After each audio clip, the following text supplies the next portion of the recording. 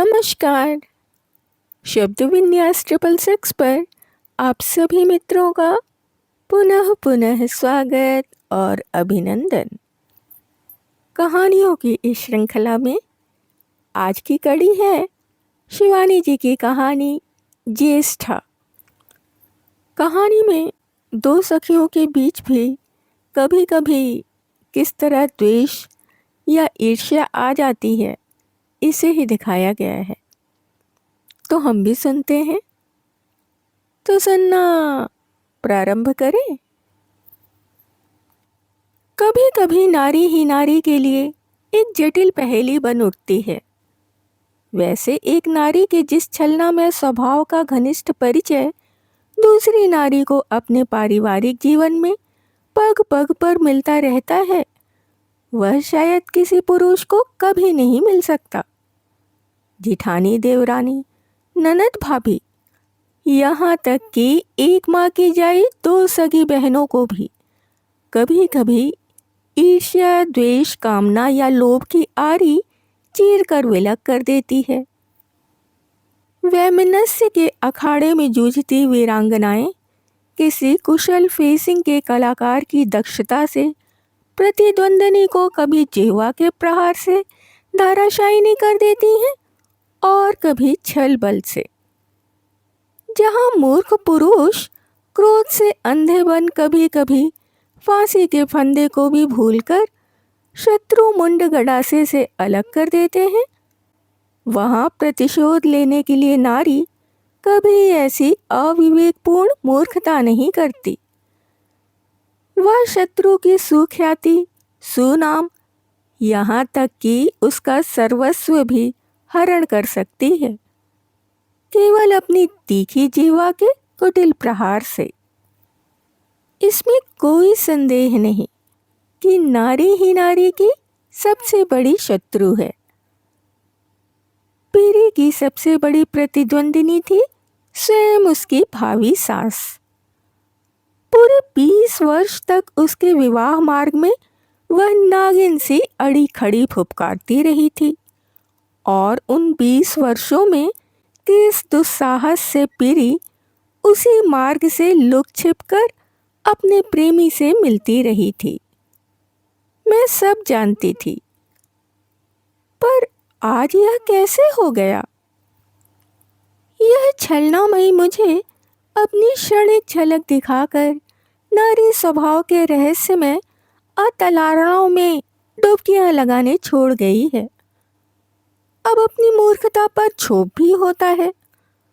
क्यों नहीं उसे कंधे से पकड़कर नहीं झकझोर दिया?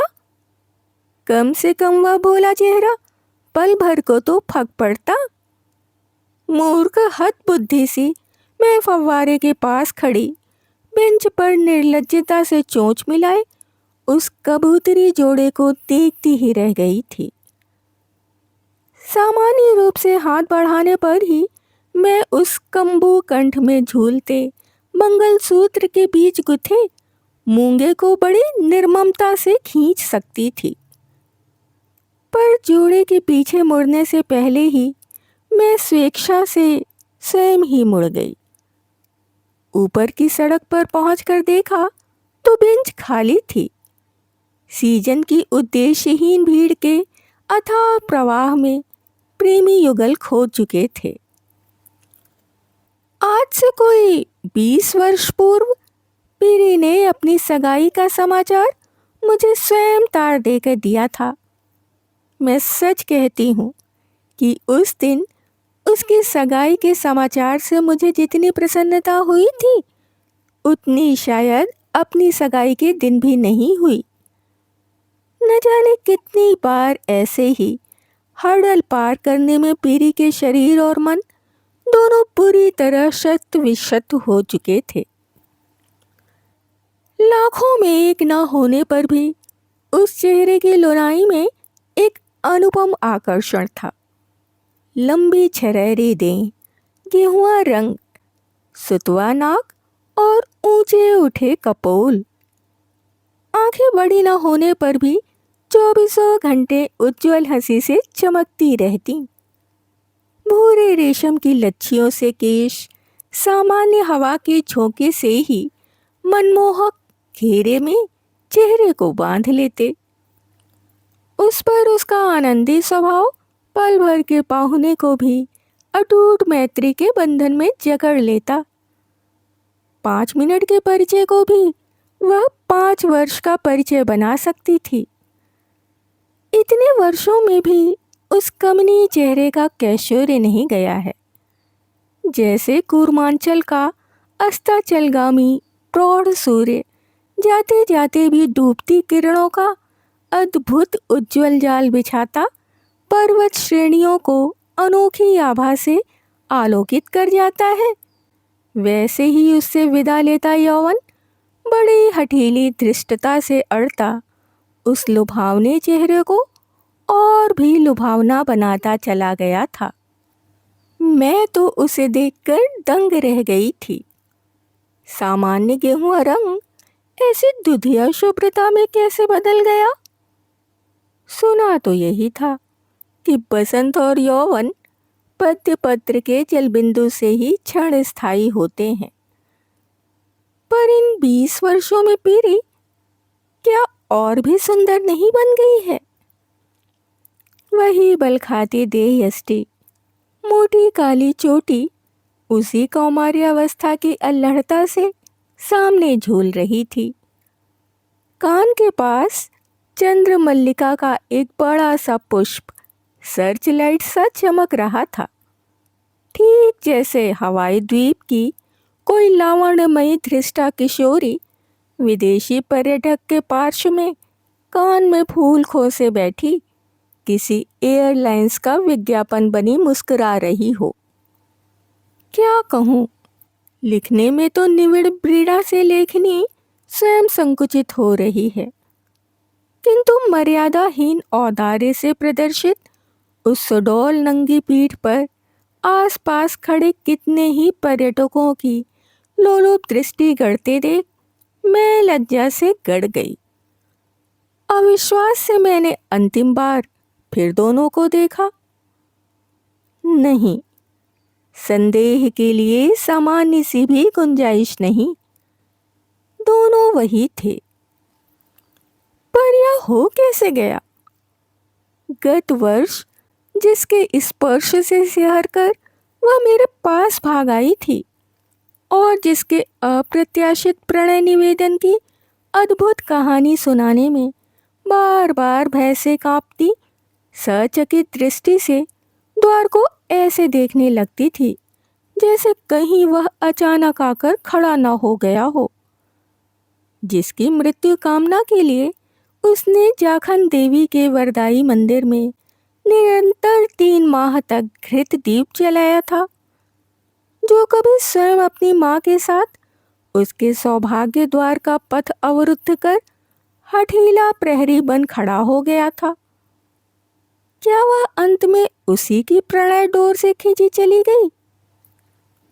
पीरी का नाम था हरिप्रिया, एक ऐसा प्रचलित नाम जो कभी पहाड़ की हर तीसरी लड़की का हुआ करता था।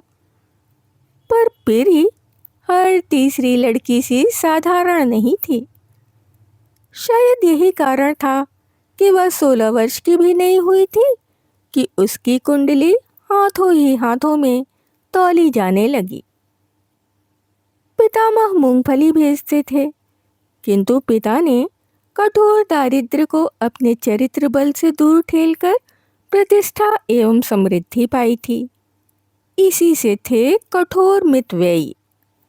लोग कहते थे कि उनकी मितव्ययिता ही उनकी सरला पत्नी की अकाल मृत्यु का कारण थी। जो भी हो, उनकी मितव्ययिता से हार मानने वाली पीरी नहीं थी। प्रायः ही वह पिता के इधर उधर छिपाए रेजगारी की स्तूप से मुट्ठी भर चवन्नी अठन्नियाँ बटोर कर अपनी कांच के बटन सी चमकती आंखें चमकाती अपनी छत से हमारी पथरीली छत पर कूद आती। अभी अभी मोहनलाल निकलेगा तो बुला लेना, समझी? छक कर टिकिया खाएंगे। मैं उसके दुस्साहस को देखकर कांप जाती। कहीं उसके पिता ने देख लिया तब। फटी कमीज उल्टी कर कब किस छत के पत्थर पर जमा बूढ़ा जुए बिन ना छोड़ हमारी चोटी पकड़कर घसीट लेगा, क्या कुछ ठीक था? पर संध्या ढलती और मीठे गले की सुरीली हाँक से मोहन लाल न जाने कितनी किशोरियों की चटोरी जिह्वाओं को आमंत्रित कर देता। पोटैटो की टिकिया डबल में एक। मोहन लाल को भला तब अल्मोड़ा की कौन किशोरी नहीं जानती थी। अधेड़ चेहरा, स्याह रंग और सीख सी अंगुलियों में गजब की फुर्ती। पतले तवे पर सिकते गुलाबी आलू की टिकिया, चुटकियों से छिड़का गया मसाला और खट्टी मीठी चटनी डालकर बनाई गई अमृत बूटी। कैसा अद्भुत व्यक्ति था वह। रामलीला में बनता था केवट और उसी चौपाई के लहजे में जब मीठी हाँक लगाता, पोटैटो की टिकिया डबल में एक, तो एक से एक सनातनी महिलाएं भी टिकिया खाने पिछवाड़े का द्वार खोल लेती। रामचंद्र जी का केवट है, भला उसके हाथ की टिकिया खाने में कैसा दोष। निपुणिका पुत्री कब कितनी रेजगारी पार कर लेती है, पिता को पता भी नहीं रहता। पहली बार सुंदरी पुत्री की कुंडली मांगी गई तो बेचारे बड़े उत्साह से मृत पत्नी के हरिण के चमड़े से मढ़े जीर्ण पिटारे से कुंडली निकाल चटपट दे आए थे। उसी संध्या को खोटे सिक्के से कुंडली लौट आई तो उनका माथा ठनका। देने वाले ने तो यह कहकर लौटा दी थी कि कन्या के 3 ग्रह लड़के से बड़े हैं, पर अल्मोड़ा भर की कुंडलियों की रेखाओं का लेखा जोखा रखने वाले भट्ट जी ने कुंडली का भेद खोल दिया। जहाँ जहाँ पात्र से बड़ा भाई होगा वहाँ वहाँ से कुंडली ऐसे ही लौट आएगी पंत जी। कन्या का ज्येष्ठा नक्षत्र है। मूर्खा पत्नी पर मन ही मन उन्हें क्रोध भी आया था। क्या मरने से पहले किसी को कुंडली दिखा नहीं सकती थी अभागी।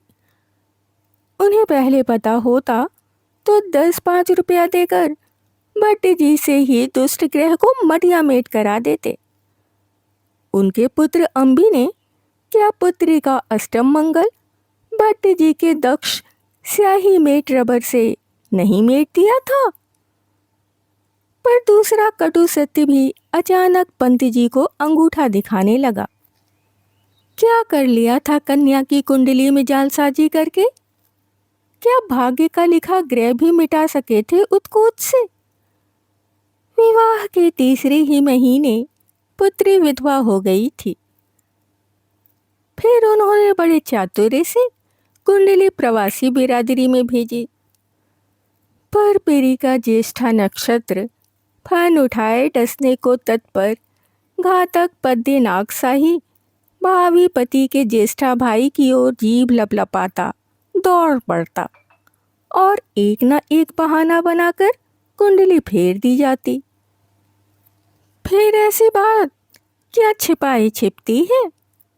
कूर्मांचल के कर्मकांडी परिवार तो विवाह योग्य कन्याओं के मंगल ज्येष्ठ अश्लेषा नक्षत्र कंठस्थ रखते हैं और अवसर पाते ही अपनी विवाह योग्य कन्याओं की तुरुप लगाने में नहीं चूकते। इसी बीच अचानक पीरी को कुछ क्षणों के लिए बृहस्पति की दशा आ गई। हमारे मकान से लगा मकान था पीरी के पिता का और उससे नए 2 मंजिली मकान में पांडे जी रहते थे। उनका ज्येष्ठ पुत्र राजेश वर्षों पूर्व हाई स्कूल की परीक्षा में नकल करते पकड़े जाने पर लज्जा से गृह त्याग कर अदृश्य हो गया था। तब का विद्यार्थी क्या आज के विद्यार्थी सा दुस्साहसी था जो पकड़ने वाले गुरुजनों का पेट फाड़ परीक्षा भवन में ही उनकी आंतें फैला देता या कलेजा फाड़ कर फेफड़े।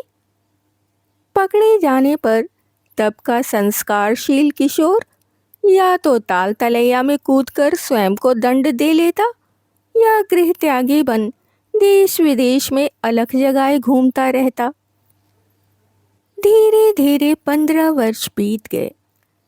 इसी बीच काशी के प्रसिद्ध तांत्रिक पांडे जी के अतिथि बनकर आए। एकदम पहुंचे सिद्ध, अखरोट के वृक्ष के नीचे धूनी रमा ली और देखते ही देखते पहाड़ की धर्म भीरू सहज विश्वासी भीड़ ने घेर लिया। कैसे ही विषम प्रश्न पूछो, चट उत्तर दे देते। पांडे जी ने भी गृह त्यागी पुत्र के लिए गुप्त प्रश्न किया। उत्तर मिला, तुम्हारा पुत्र दक्षिण दिशा में जाकर एक जहाज में बैठा था। जहाज डूब गया। मृत्यु का संकेत स्पष्ट है। कर्मकांडी पांडे जी ने चटपट कुश का पुतला बनाया और गति क्रिया कर दी।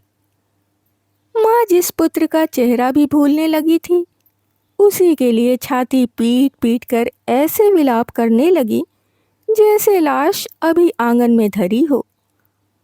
राजेश की काल्पनिक मृत्यु के 13वीं के दूसरे ही दिन गृह के दूसरे पुत्र देवेश के लिए पीरी की कुंडली लेकर पंत जी पहुंच गए।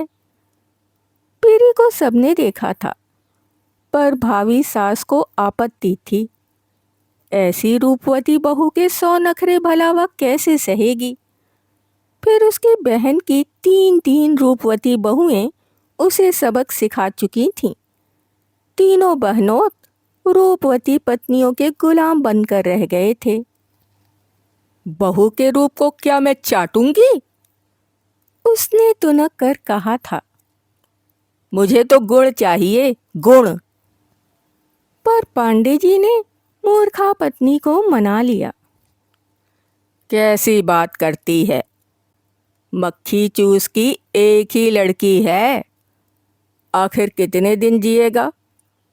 सब संपत्ति हमारे देबू को मिलेगी। बस चटपट मंगनी हो गई थी। पर किसी शक्तिशाली कीलक गाड़कर पल भर में अवश बना दिए गए ग्रह ने फिर करवट बदली। विवाह के 8 दिन रह गए थे। पीरी की प्रसन्नता आकाश छू रही थी। छूती भी क्यों नहीं। देबू सा सजीला तरुण मोहल्ले टोले में ढूंढने पर भी नहीं मिल सकता था। बचपन से ही वह पीरी को परी परी कहकर चिढ़ाता था। और एक बार जब मोहल्ले के रिश्ते से हम सब पड़ोस की लड़कियां उसे भाई दूज का टीका लगाने पहुंची, तो उसने हंसकर कहा था, सबसे रोली का तिलक लगवा लूंगा, पर इस परी से नहीं। इसे मैं क्या कभी बहन कह सकता हूँ? हाय हाय, कैसा बेहया है ये देबूदा। रुक जा, अभी कहती हूँ चाची से। पीरी बनावटी रोष से कहती बिना तिलक के ही लौट आई थी। उस दिन से हम नित्य छेड़ती रहती। ए परी, जाना तेरी ससुराल के दाढ़ी में खूब फल आया है, ले आना आंचल भरकर। और क्या, बुढ़िया मुझे वहीं जीता गाड़ देगी। बुढ़िया का बेटा तो नहीं गाड़ेगा अपनी परी को। इतना मैं तुझे लिख कर दे सकती हूँ, वह मुझसे कहती, और उसकी सदाबहार आंखें डबडबा आती। बुढ़िया मुझे कभी बहू नहीं बनने देगी। पर जब एक दिन सुना कि सचमुच ही पीरी की सगाई वहीं हो रही है जहाँ वह चाहती थी, तो मैं प्रसन्नता से उछल पड़ी और उसी विवाहोत्सव के लिए परीक्षा से पहले छुट्टी लेकर घर आ गई। आसन्न विवाह तिथि ने पीरी को सचमुच परी बना दिया था। उसका वैसा रूप फिर मैंने कभी नहीं देखा। एक तो उसने कभी पहाड़ की देहरी नहीं लांघी थी। इसी से गालों की पहाड़ी सेबों की कुंवारी लालिमा, आँखों की निर्दोष चावनी, स्वच्छ दंत पंक्ति और स्वस्थ गुदगुदी देह में कुमाऊं की वन लक्ष्मी का सरल सौंदर्य साकार हो उठा था। उधर प्रेम ज्वर सन्निपात के अंतिम अवस्था में पहुंच चुका था। हृदय के उल्लास ने उसे और भी उदार बना दिया था। महा औदार्य से वह दाएं बाएं अपनी प्रसन्नता का सीमित भंडार लुटाए दे रही थी। बात बात पर हृदय लुभाने वाली हंसी, पश्चात से ही मुनियों का तपोभंग करने वाली पीरी के कटाक्ष जैसे और भी घातक बन गए थे। मैंने उसे एक बार टोक भी दिया था, इतना मत हंस पीरी, इतना हंसना अच्छा नहीं होता। बहुत हंसने से बहुत रोना भी पड़ता है, ऐसा मेरी नानी कहती थी। रोएंगे मेरे दुश्मन, समझी? रोएंगे ताई, चाची और मामी जी, जो अपनी लड़कियों के लिए मेरे इसी राजकुमार के सपने देखती रही। पर हुआ उल्टा। पीरी रोई और दुश्मन हंस उठे। हम सबको लेकर महा उत्साह से कर्क एंड टैपले की समाधि पर पिकनिक मनाने ले गई थी पीरी। सिटोली के उस गहन वन में उन दो विदेशियों की कब्र के पास बिताया गया वह दिन आज भी नहीं भूलता। ढालू पहाड़ पर हमारी अल्हड़ अटखेलियाँ, संसार के अनुभवों से अछूता निर्मल चित्त का उल्लास हमें घर लौटने की सुध-बुध भी भुला बैठा। जब लौटे तो दिन डूब चुका था। पीरी ने घर की देहरी लांघी भी नहीं थी कि आंचल घर्षण से जवा पुष्प सी लाल सूजी नासिका पोंछकर चाची ने टोक दिया। लो शहजादी धेंगड़ी सी वन जंगलों में नाचकर अब घर लौटी है। बीच के कमरे में पहुंचने तक लाल नाग का रहस्य खुल गया। 15 वर्ष पूर्व का गृहदागी पर्वत पुत्र अचानक बिना किसी सूचना के दुख स्वप्न की भांति भरी दोपहरी में द्वार पर खड़ा हो गया था। इतने वर्षों तक सिंगापुर में था, प्रचुर रुपया कमा कर ही नहीं लौटा। जिस नगाड़े से पेट और सीख सी पतली टांगों को लेकर घर से भाग गया था, उनको भी सुदूर विदेश में कहीं बहा आया था। अब वह ऊंचा अगला गबरू जवान था। अब क्या होगा पीरी? मैं उसे ढांढस बंधाने उस दिन उसी के यहाँ रह गई थी। होगा क्या? उसका विश्वास अटूट और दृढ़ था। उसका प्रेमी उसे कभी प्रवंचना की चकर घिन्नी नहीं देगा। देखती नहीं, दिन भर में 3 चिट्ठियाँ लिखता है, एक सुबह, एक दोपहर, एक शाम। कभी कभी तो रात को भी मेरी छत पर एक लिफाफा आ गिरता है। तो क्या सोचती है, वह अब मेरे ज्येष्ठावेष्टा से डरेगा? पर पांडे जी ने दूसरे दिन सुबह ही चिट्ठी भेज दी थी। इतने वर्षों में ज्येष्ठ पुत्र के सकुशल घर लौटने पर अब हम जानबूझकर उसके लिए अमंगलकारी ग्रहों का संयोग कैसे न्योत लें? फिर उसकी माँ कहती है कि उसके पुत्र का दूसरा जन्म हुआ है। अब वह उसे मौत के मुंह में कैसे ढकेल देगी? जानबूझकर मक्खी नहीं निगली जाती।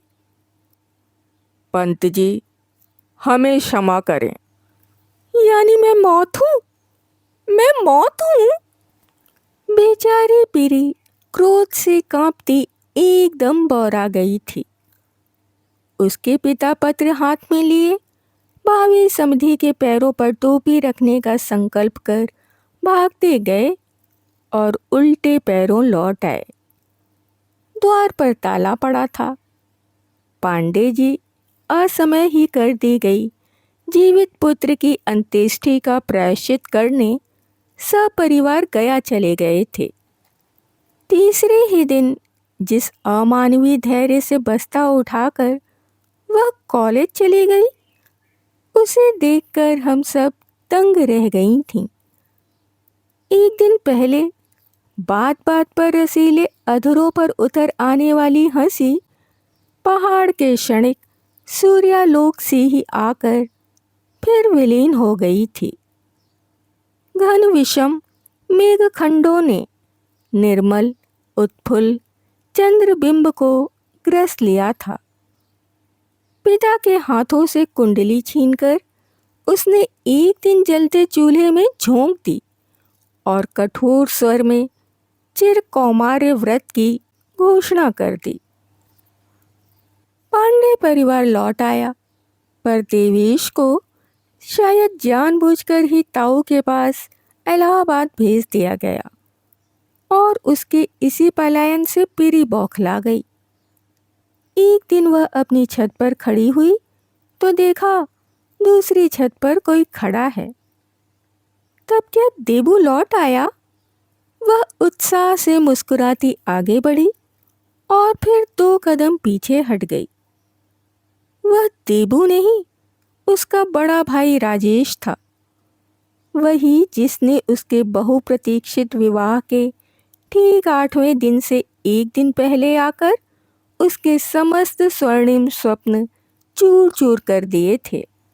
वह धृष्ट युवक उसे निर्लज्जता से घूरता मुस्कुराता सहसा मुंडेर पर चढ़ाया और देखते ही देखते दोनों छतों को घेरे अखरोट की पुष्ट डालियों को पकड़ता किसी ट्रेपीज के दक्ष कलाकार की भांति उसके पास ही धम्म से कूदकर खड़ा हो गया। उसका दुस्साहस देखकर पीरी स्तब्ध रह गई, पर दूसरे ही क्षण उसकी आंखों से घृणा, तिरस्कार और क्रोध की लपटें भड़क उठीं। जहां 15 वर्ष सिंगापुर में रहे, वहां क्या 8 दिन और नहीं रह सकते थे? वह क्रोध से थर थर कांप रही थी। नहीं, उस निर्लज्ज बेहया का एक एक नैन नक्श अपने सुदर्शन भाई का था। अंतर था केवल शरीर की गढ़न में। जहां छोटा भाई बचपन में सुकुमारी सीता का अभिनय करते करते चेष्टा करने पर भी वास्तविक जीवन में कभी राम नहीं बन पाया, रामलीला के सुदीर्घ अभिनय ने स्त्री सुलभ शील सौजन्य के अमिट अक्षर लिख उसके चेहरे को एक बाल सुलभ जिज्ञासा का साकार रूप दे अद्भुत रूप से आकर्षक बना दिया था। वहां बड़े भाई की घनी कप्तानी मूछों के नीचे रसीले अधर द्वय का अस्तित्व ही मिटकर रह गया था। आप क्या अपनी माँ को नहीं समझा सकते कि यह सब कुंडली का ढकोसला आप नहीं मानते? मैं जानती हूँ कि आपके पिता को कोई आपत्ति नहीं है। पीरी ने बाद में मुझे बतलाया कि वह अपना यह प्रश्न पूछने के साथ ही उसी के सामने रो पड़ी थी। मेरी माँ कभी नहीं मानेगी, दृढ़ स्वर में उसने कहा और फिर बड़ी उदासीनता से जेब से सिगरेट निकालकर जलाने लगा। अब एक ही उपाय है जो तुम्हें आजन्म के अनावश्यक कौमार्य व्रत से बचा सकता है। उसका स्वर गंभीर था। लग रहा था इस बार वह सचमुच ही उसकी हंसी नहीं उड़ा रहा है। क्या? पीरी शायद 2 कदम आगे बढ़ भी गई होगी। उस चंचल किशोरी को मैं खूब जानती थी। आकस्मिक उत्तेजना से उसकी बोटी बोटी फड़क उठती थी। यही कि तुम मुझसे विवाह कर लो। और वह अपनी उसी धृष्ट मुद्रा में खड़ा हंसने लगा। पीरी का गुस्सा हमेशा उसकी नाक पर बैठा रहता था। उसके मर्यादाहीन अविवेकी प्रस्ताव से उसका सिर चकरा गया। मैंने उसे खींचकर ऐसा तमाचा मारा कि चूड़ियां टूटकर दूर तक झंझना गईं।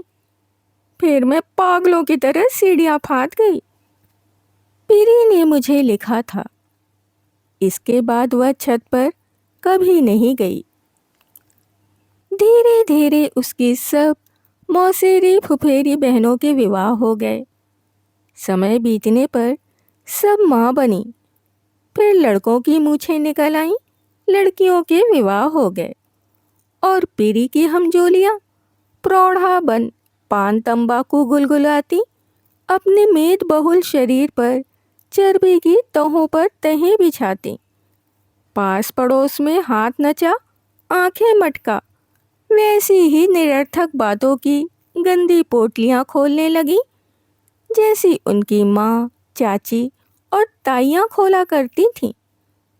किसकी लड़की किसके साथ भाग गई, किसकी बहू ने सास के साथ दुर्व्यवहार किया, किस सास ने नई बहू को उसके दहेज का एक लोटा भी नहीं दिया, आदि आदि। पर पीरी को छूने में जीवन का प्रौढ़ दस्यु भी जैसे सहम कर 2 कदम पीछे हट गया था। वह मेडिकल कॉलेज से छुट्टियों में लौटती भी तो अपने ही कमरे में बंद रहती। एक बार संध्या को वह अकेली मंदिर से लौट रही थी कि उसकी टक्कर भूले बिसरे प्रणयी से हो गई। मान अभिमान के कई रसीले प्रकरणों के पश्चात अधूरे उपाख्यान की नवीन सृष्टि हुई। इन्हीं दिनों मैं भी पहाड़ गई थी। पीरी से अचानक भेंट हो गई। जाखन देवी के मंदिर में हाथ में घृत दीप लिए वह देवी के सम्मुख नतमुखी खड़ी थी। किसके लिए जला रही है आज यह? मैंने हंसकर उसके कंधे पर हाथ धरा और वह चौंक कर मुड़ी। मंदिर की टूटी सीढ़ियों पर बैठकर फिर मैंने उसके दुस्साहसी प्रेमी की एक एक भीष्म प्रतिज्ञा सुनी। वह कहता है विवाह करेगा तो मुझे से या जीवन भर कुंवारा रहेगा।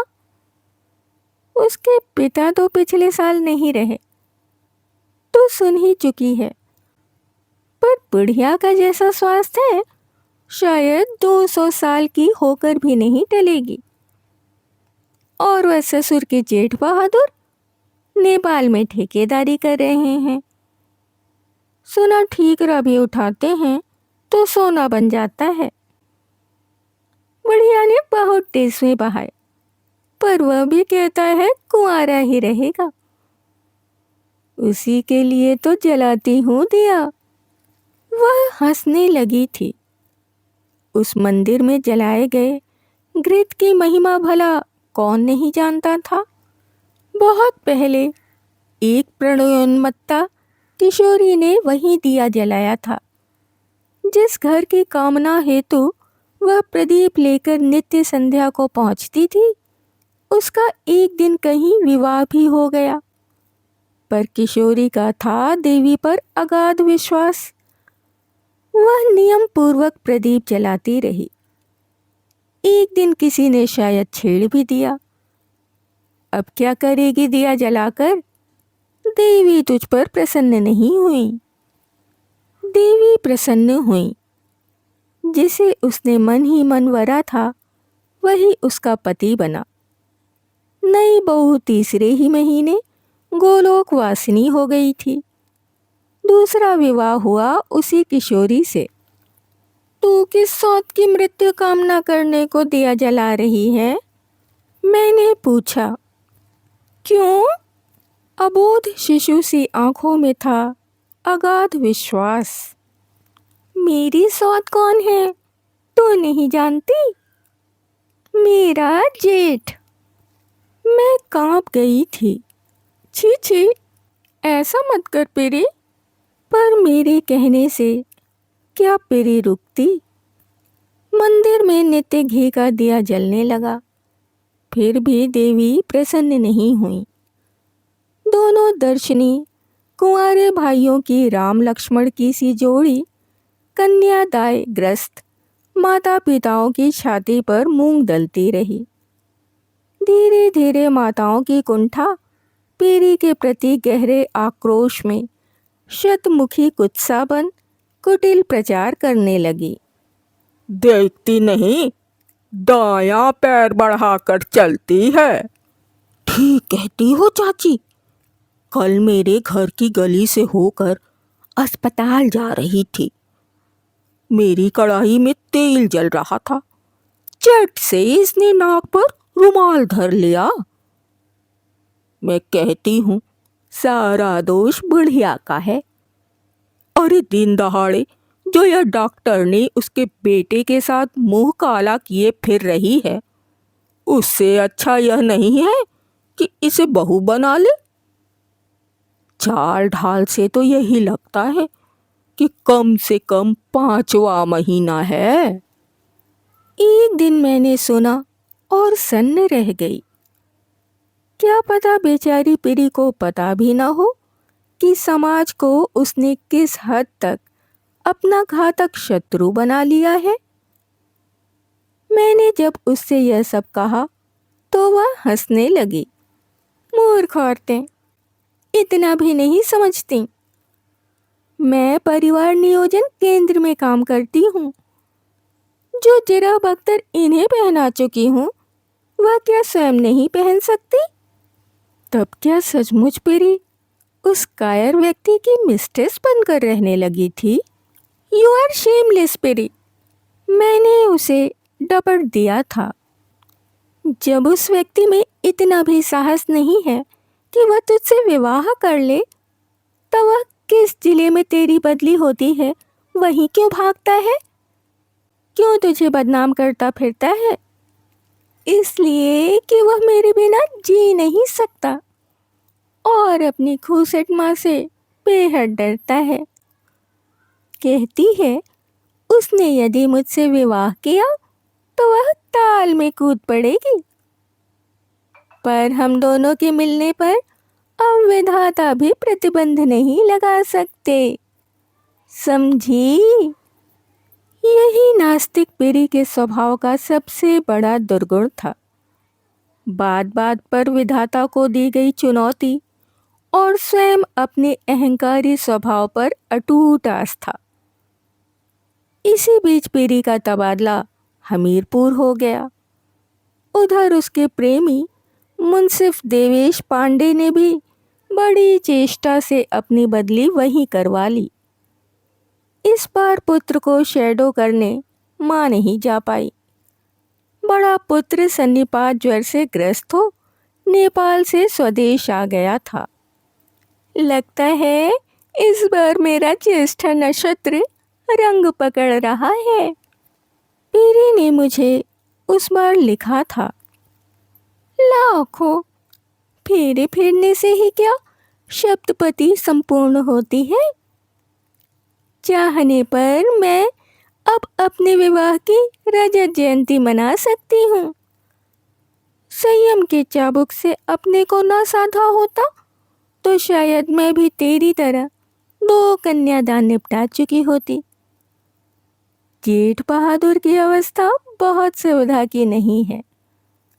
सन्निपात का चौथा हफ्ता ही सबसे खतरनाक होता है और उसी में झूल रहे हैं जेठ जी। मैंने उसे डपट कर चिट्ठी लिखी थी। ऐसी चिट्ठियां मुझे मत लिखा कर, भगवान से तो डर। खुले कार्ड में उस नास्तिक का एक पंक्ति का नंगा संदेश आया था। तेरे भगवान की ऐसी तैसी। अब तक नादान बालिका के से प्रलाप को सुनी अनसुनी करने वाला धीरमती विधाता भी शायद उस पर बौखला गया। उसी दैवी पाद प्रहार से लड़खड़ाकर पीरी ऐसी गिरी कि विमूढ़ विपन्न बनी किसी अनजान धरातल में धंसती सहसा अदृश्य हो गई। बड़े भाई को देखने गया छोटा भाई जब लौटा तो सन्निपात का विषधर उसे भी डस चुका था। पीरी की सेवा सन्निपात की आधुनिकतम संजीवनी, जिसे आजकल एक साधारण कंपाउंडर भी इस विषम ज्वर को जीत लेता है, उसे नहीं बचा सकी। उसकी मृत्यु के पश्चात पीरी कहाँ गई, कब गई, कोई भी नहीं जान पाया। लंबी छुट्टी की एक अर्जी देकर वह जैसे एक ही रात में पर उगाकर किसी अनजान दिशा में उड़ती अदृश्य हो गई थी। गत वर्ष अचानक धूमकेतु सी ही वह कूर्मांचल के गगन में एक बार फिर चमक उठी।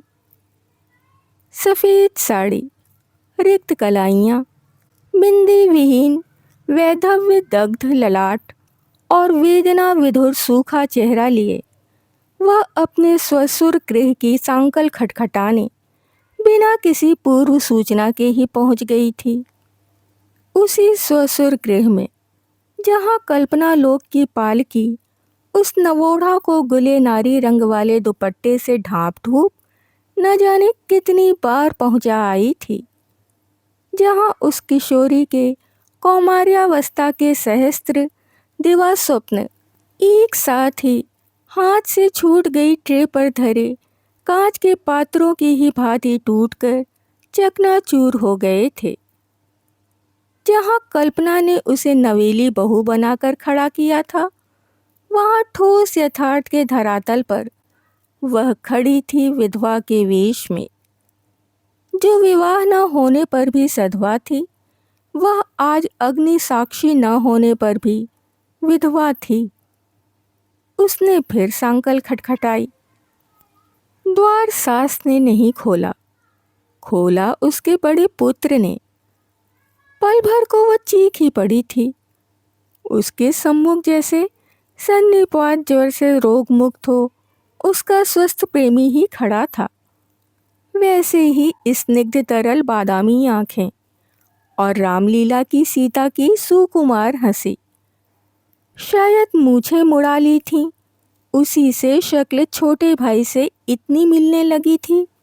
आइए, उसने कहा और सहमी पीरी उसके पीछे पीछे चली गई थी। पीरी ने डरते डरते ही पूछा था, आपकी माँ क्या यहीं होंगी? आपके भाई का सामान। और उसका गला रुध गया था। बंद खिड़की, बंद द्वार, भयावह अंधकारपूर्ण विचित्र सीलन भरा कमरा। उसके कांपते कंठ स्वर को संयत होने का समय देने ही शायद वह बड़ी समझदारी से अपने भीतर के कमरे में चला गया। थोड़ी ही देर में लौटा तो हाथ में गर्म चाय का प्याला था। लीजिए, आप पहले चाय पीजिए। डॉक्टरनियाँ तो सुना बहुत चाय पीती हैं। क्यों, है ना? वह फिर हंसा और इस बार पीरी का चेहरा एकदम फक पड़ गया। हाथ कांपकर चाय शायद कुछ छलक भी गई। कहीं इसके छोटे भाई का प्रेत ही तो परकाय प्रवेश कर उसे छलने नहीं आ गया। एकदम वैसी ही हंसी और पतली नाक पर पड़ती हूबहू वैसी ही झुर्रियाँ। अपनी माँ को बुला सकेंगे क्या? मुझे इसी बस से नैनीताल जाना है। पीरी ने अधैर्य से अपनी घड़ी देखी। आपके भाई के पासबुक, अंगूठी और बक्सा मेरे पास था। सोचा पहाड़ जा रही हूँ तो अपने हाथ से आपकी माँ को सौंपूंगी। गला पल भर को फिर रुध गया, पर दूसरे ही क्षण बड़ी स्वाभाविकता से कंठ स्वर वैसा ही रोबीला बना लिया जिसमें वह मृत प्राय रोगिणियों के मूर्ख अभिभावकों को समय रहते उन्हें अस्पताल ना लाने के लिए डांटा करती थी। मेरे पास फिजूल समय नहीं है, उन्हें जरा जल्दी बुला देंगे क्या? बुला तो अवश्य देता। इस बार उसके प्रेमी का पठान सा ऊंचा अगला अग्रज और भी मनमोहक हंसी से उत्तर को संवार उठा। पर मुझे बड़ी दूर जाना पड़ेगा। कितनी दूर? इस बार पीरी के कंठ स्वर में कुंठाग्रस्त अविवाहिता नारी की रूखी झनकार स्पष्ट हो उठी। अब तक माधुर्य की रस वृष्टि करती किसी सधे वीणा वादक की अंगुलियां जैसे अनजाने एक बेसुरी मीण खींच गई। मेरी जीप बाहर खड़ी है, आप उसी में जाकर उन्हें बुला लाइए। आपकी जीप? वह बड़ी जोर से हंसा और इस बार वह अपना चेहरा पीरी के एकदम पास ले आया। वह इस बार अपनी चीख नहीं रोक पाई। निश्चय ही यह उसके प्रेमी का प्रेत था।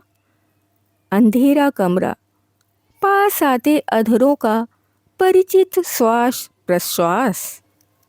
उसकी चीख से सहमकर वह परम दुस्साहसी 2 कदम पीछे हट गया। I am sorry, I never meant it. बात यह है कि जहाँ मेरी माँ है वहाँ आज तक संसार की कोई भी जीप नहीं जा सकी है। बुलाने स्वयं मुझे जाना पड़ेगा, वह भी 4 कंधों पर। आप क्यों मुझे भी वहीं भेजना चाहती हैं? सुना, आप अपनी कुंडली में ऐसे ही किसी घातक ग्रह की सिरिंज लिए घूमती रहती हैं। पीरी तिलमिलाकर उठ गई थी। ओह, तो बुढ़िया उसी के जीवन में विष घोलने को जी रही थी। चलो अच्छा ही हुआ। मिलती तो क्या निर्मल चित्त से उसका स्वागत कर पाती। ये रही पासबुक, यह अंगूठी और बाहर बक्सा धरा है। कांपते हाथों से बटुआ खोल वह चाबी मेज पर पटक कर भागी और गिरती पड़ती जीप भगाती सीधे मेरे पास चली आई थी। उसे लगा था वह पल भर भी वहीं रुकी तो उसके प्रेमी का अदर्शी प्रेत उसे फिर जकड़ लेगा। अच्छा हुआ मैं सब सामान सौंप आई। अब पहाड़ के लिए पत्थर पलटा आई हूँ, अभी नहीं लौटूंगी। पास ही धरे मेरे छोटे कलमदान का ढकना कभी खोलती कभी बंद करती वह मुझे अपनी कहानी सुना रही थी कि उसमें धरी एक छोटी पुड़िया उसकी गोद में गिर पड़ी। अरे, यह मूंगा कैसा है? उसने पूछा। जब मैंने उसे उस मूंगे का इतिहास बताया तो उसकी आंखों में एक बार फिर वही कैशोरी की चमक आ गई। इस बार अल्मोड़ा जाने पर मैं अपनी माँ से यह मूंगा ले आई थी। वर्षों पूर्व मेरी पितामही ने एक प्रसिद्ध वेश्या से उसके कंठ की प्रवाल माला खरीदी थी। पहाड़ में एक लोकोक्ति है कि वेश्या के गले का एक अप्राप्य मूंगा यदि सुहागिनी पहन ले तो वह वेश्या का सा ही अटल अहिवात पाती है, अर्थात अखंड सौभाग्य। वेश्या का सौभाग्य? पीरी कुछ समझ नहीं पाई। समझी नहीं मूर्ख, मैंने हंसकर कहा। वेश्या क्या कभी विधवा हो सकती है? तो क्या सचमुच इसे पहनेगी? उसने पूछा और पल भर को मुझे लगा कि उसकी ईर्ष्या कातर लोलुप दृष्टि में याचना मुखर हो उठी है। और नहीं तो क्या, वेश्या के गले का मूंगा क्या सहज ही में जुटता है? मैंने पुड़िया में बंद मूंगा कलमदान में सहेज दिया। तीसरे दिन पीरी चली गई। उसी दिन घर का सुनार आया। अपने मंगलसूत्र के बीच मूंगा गुथवाने मैंने कलमदान खोला तो कलेजा धक से रह गया। पुड़िया के बीच से मूंगा जादुई बजर बट्टू सा अदृश्य हो चुका था। पल भर में मेरे अविवेकी चित्त ने चट से चुगली खाई। वही ले गई है। वेश्या का मूंगा क्या सहज में जुटता है? छी, कैसी नीच थी मैं, जो 3 दिन रहकर मुझे 300 का सामान दे गई थी। वह भला कीड़े का घोना काले पड़ गए घुने दांत सा मलिन मूंगा चुराएगी? और भला अब किस सौभाग्य की आकांक्षा हो सकती थी उसे? पर अंतरात्मा भी पुलिस के कुत्ते की भांति अपराधी को सूंघकर कभी ठीक ही पकड़ती है। अपनी आंखों से ही मूंगे की महिमा देख आई हूँ। शायद इसीलिए वह नैनीताल आकर भी मुझसे मिलने नहीं आई। जिस मूंगे के सूत्र से उसने अचानक नवीन सौभाग्य दस्यु को पकड़ा था, उसे मैं पहचानने पर कहीं खुलवा ना लूं? मुझे एक ही शंका रह रहकर चिंतातुर बना उठती है। पूर्व स्वामिनी के कंठहार का यह मूंगा कहीं पीरी के सीमंत सिंदूर को भी वार वनिता के सिंदूर सा ही क्षण स्थायी न बना दे। अभी आप सुन रहे थे शिवानी जी की कहानी ज्येष्ठा। कहानी के बारे में अपने विचार हमारे साथ अवश्य ही साझा करें। यदि कहानी आपको पसंद आई हो तो आप इसे लाइक भी कर सकते हैं, मित्रों और परिवारजनों में शेयर भी कर सकते हैं। जो भी सदस्य पहली बार चैनल पर आए हैं वो हमारे साथ आगे भी बने रहने के लिए इसे सब्सक्राइब कर लें और बेल आइकन को दबाना बिल्कुल भी ना भूलें। कहानियों और उनके प्रस्तुतिकरण से संबंधित यदि कोई विचार, सुझाव, आलोचना या फरमाइश आपके पास हो तो उसे कमेंट्स के जरिए हम तक आने दें। इसके अतिरिक्त अपने पसंद की कोई कहानी, उपन्यास या अपने पसंदीदा किसी लेखक की कोई रचना यदि आप हमारे द्वारा इस मंच के द्वारा सुनना चाहते हैं तो उसके लिए भी आप कमेंट्स में हमें लिख सकते हैं। अभी के लिए विदा। शुक्रिया।